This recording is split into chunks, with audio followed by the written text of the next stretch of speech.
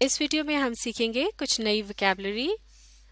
تو ہم سیکھیں گے ورڈز میننگز اینڈ سینٹنسز یعنی الفاظ معنی اور جملوں کی مدد سے کچھ نئے الفاظ کی پہچان سیکھیں گے. تو مل کر پڑھنا شروع کرتے ہیں. پہلا لفظ ہے courtier. courtier meaning a person who attends a royal court.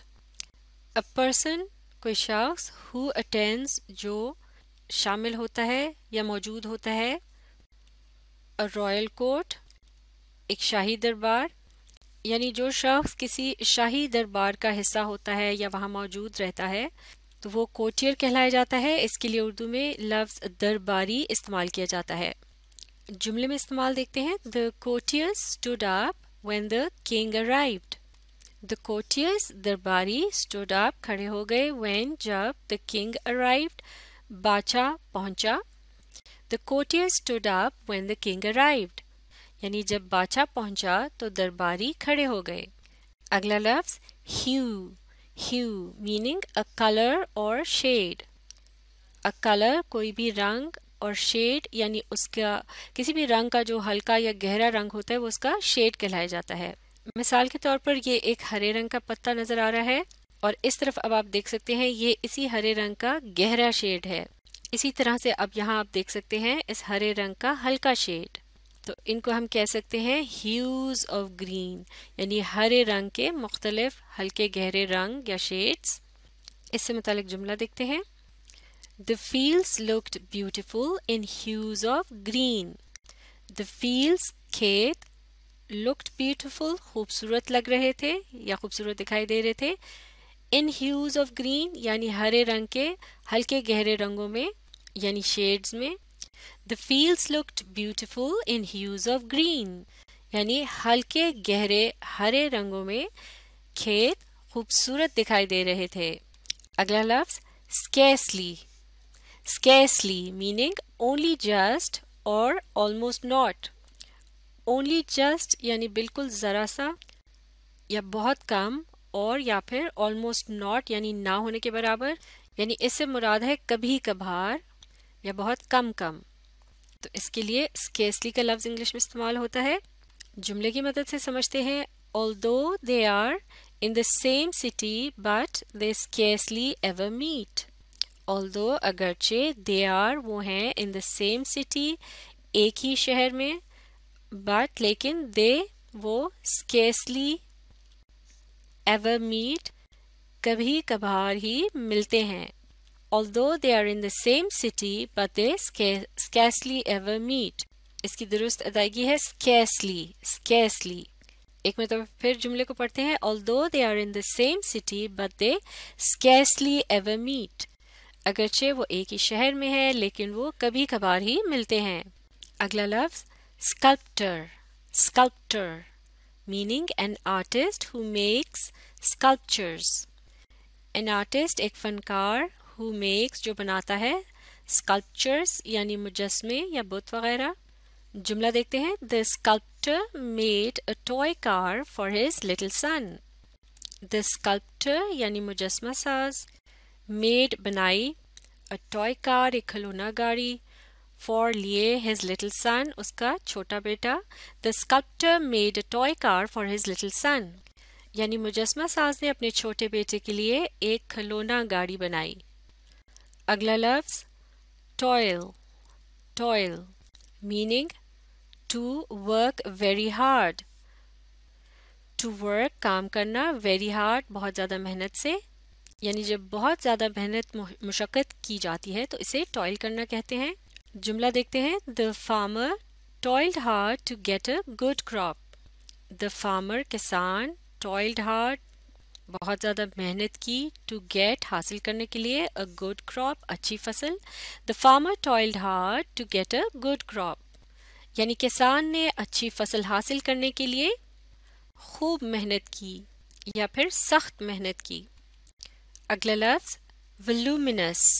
voluminous meaning very large or very lengthy. very large بہت بڑا اور یا پھر very lengthy بہت لمبا. اس کے لیے اردو میں طویل کا لفظ بھی استعمال ہوتا ہے. جملہ دیکھتے ہیں.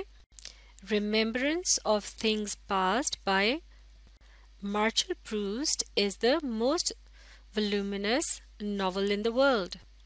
Remembrance of things past یعنی ماضی کی چیزوں کی یاد، یہ ایک کتاب کا نام ہے جسے لکھا تھا یعنی لکھا تھا مارشل پروسٹ نے، جو کہ ایک فرانسیسی ناول نگار تھا.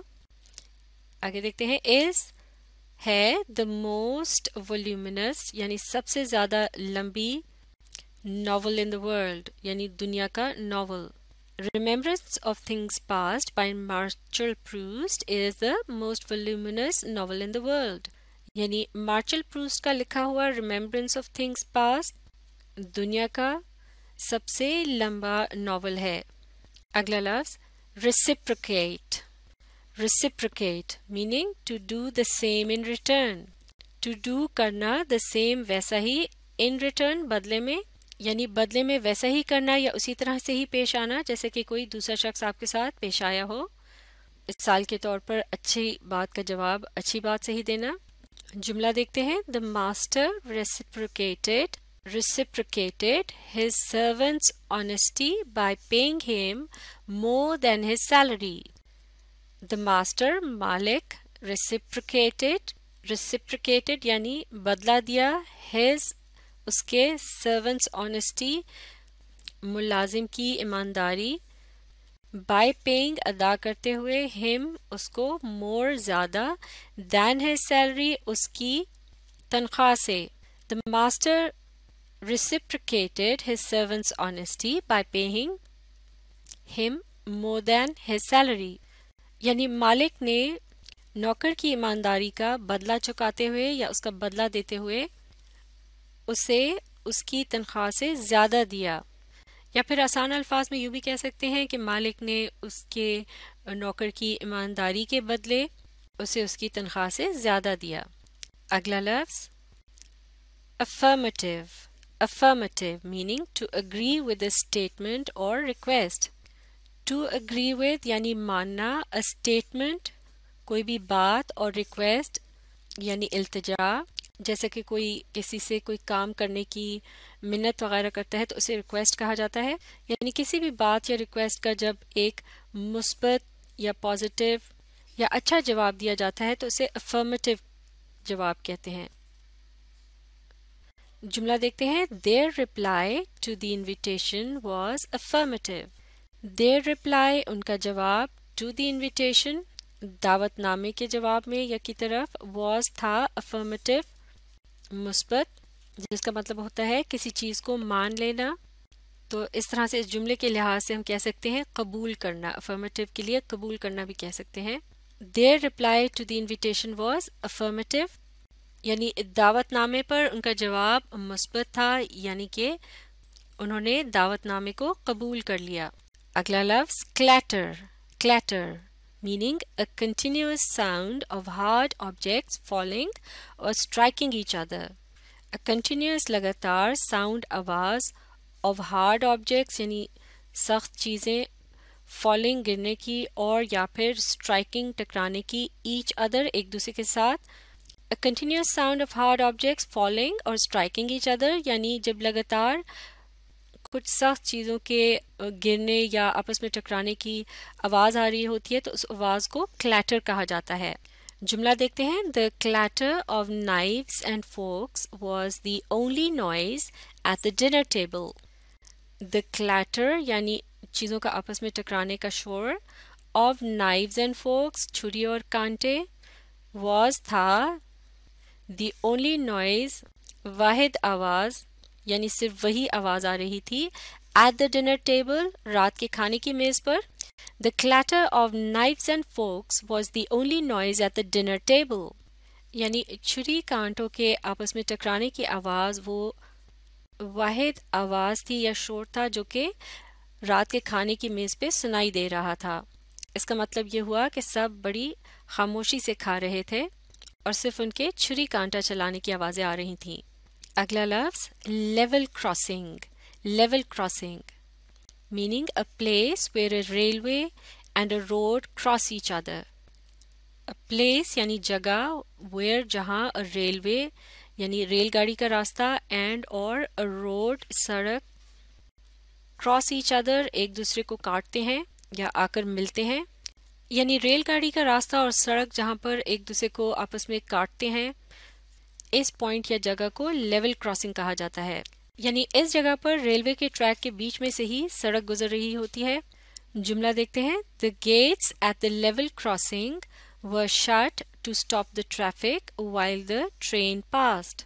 The gates یعنی بڑے دروازے، at the level crossing railway کے پھاٹک پر، لیول کراسنگ کے لیے پھاٹک کا لفظ بھی استعمال کیا جاتا ہے، were تھے، shut بند، to stop روکنے کے لیے، the traffic یعنی گاڑیوں کی آمد و رفت، while جس دوران، the train passed یعنی ریل گاڑی گزری یا گزر رہی تھی، معاف کیجیے گا، while the train passed یعنی جس دوران ریل گاڑی گزری۔ The gates at the level crossing were shut to stop the traffic while the train passed. یعنی پھاٹک پر گیٹ بند کر دیے گئے تھے ٹریفک کو روکنے کے لیے جس دوران ریل گاڑی گزری۔ تو یہ تھے چند اور اہم الفاظ، انہیں اچھی طرح سے سیکھنے کے لیے آپ اس ویڈیو کو ریپلے کیجیے اور اس کے ساتھ ساتھ پڑھنے، سمجھنے اور لکھ کر پریکٹس کرنے کی کوشش جاری رکھیے۔